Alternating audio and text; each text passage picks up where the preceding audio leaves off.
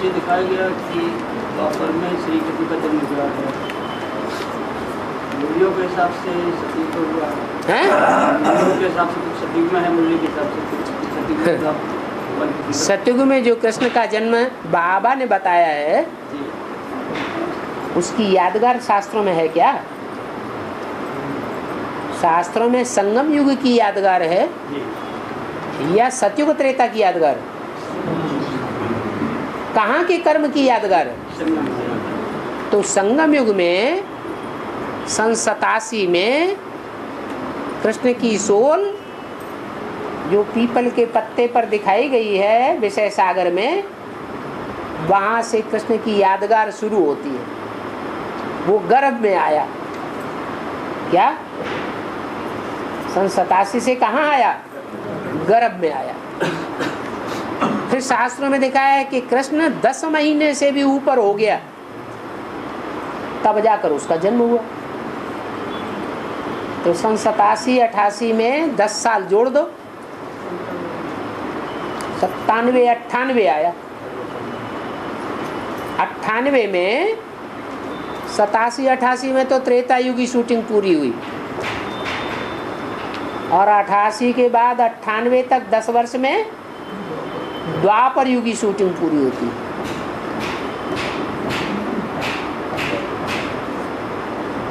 तो जो कृष्ण वाली आत्मा है वो प्रत्यक्षता रूपी जन्म लेती है कि कहाँ किस शरीर में प्रत्यक्ष हो रही है। और जेल में जन्म दिखाया जाता है। एक तो ये दुनिया ही जेल और दूसरे प्रत्यक्षता रूपी जन्म के लिए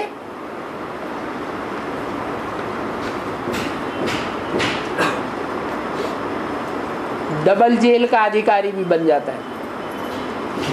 कैसे? आज की दुनिया में जो आवाज फैलती है वो अच्छी बात की आवाज जल्दी फैलती है या ग्लानि की आवाज जल्दी फैलती है? ग्लानि की आवाज जल्दी फैलती है। कृष्ण पहले काला या कृष्ण पहले गोरा? तो काला कृष्ण जो है वो ग्लानि के आधार पर पहले अखबारों में संसार में प्रत्यक्ष होता है।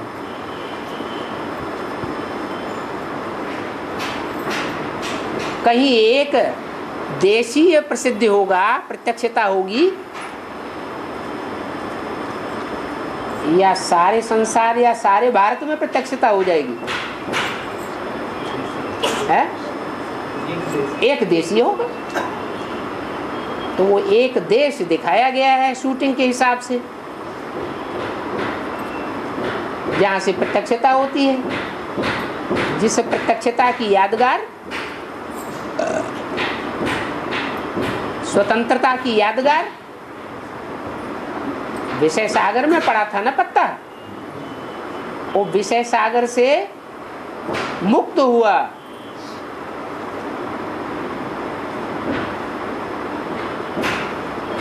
तो विषय सागर जो है वो ये संसार हो गया और उस संसार से मुक्त हुआ माने गर्भ जेल से मुक्त हो गया। वो ज्ञान गर्भ जेल है तो प्रत्यक्षता हुई। जिसको लोगों ने कह दिया है कृष्ण। तो द्वापर युगी शूटिंग के अंत में प्रत्यक्ष होता है, तब महाभारत युद्ध भी होता है। इसलिए शास्त्रों में लिखा हुआ है आज से 5000 साल पहले द्वापर युग चल रहा था जब कृष्ण ने आकर के महाभारत युद्ध कराया। तो शूटिंग की बात है या द्वापर युग की बात है? शूटिंग की बात है। शूटिंग के पीरियड में ऐसा टाइम आया जहां की यादगार 15 अगस्त स्वतंत्रता दिवस मनाया जाता है।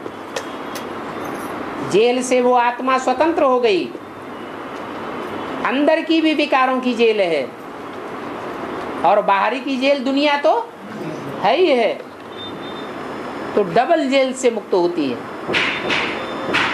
और वो 15 अगस्त ही नहीं होता, भक्ति मार्ग के हिसाब से जन्माष्टमी भी मनाई जाती है।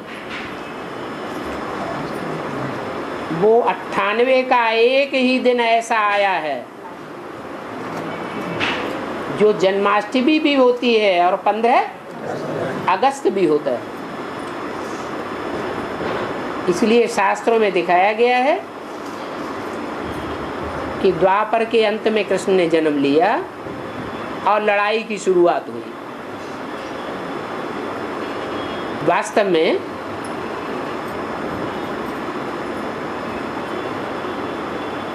ये वो जन्म नहीं है जो ब्राह्मणों का माना जाता है पक्का जन्म, क्योंकि ब्राह्मणों को द्विज कहा जाता है। द्विज माने दो जन्म लेने वाला। ऐसे नहीं कि लौकिक दुनिया से निकले बेसिक ज्ञान में आ गए एक जन्म हो गया, नहीं, वो तो एक जन्म हुआ ही नहीं, अपनी आत्मा के पार्ट को पहचाना ही नहीं। सिर्फ इतना पहचान ला मैं आत्मा बिंदु हूं, ये पहचान हो गई नहीं।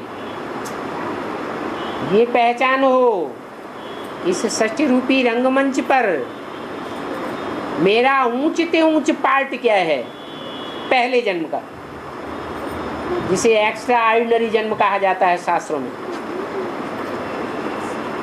वो पहचान कृष्ण की आत्मा को होती है।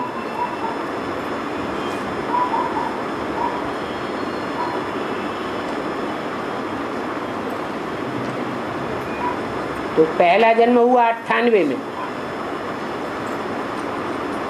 और फिर जब यज्ञोपवीत होता है, ब्राह्मण बच्चा 3 सूत्र धारण करता है ज्ञान के परिपूर्ण रूप से,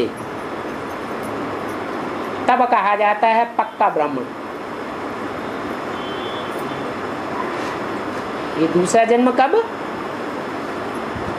2018। इसलिए मुरली में बोला है कि नई दुनिया में जो जन्म होगा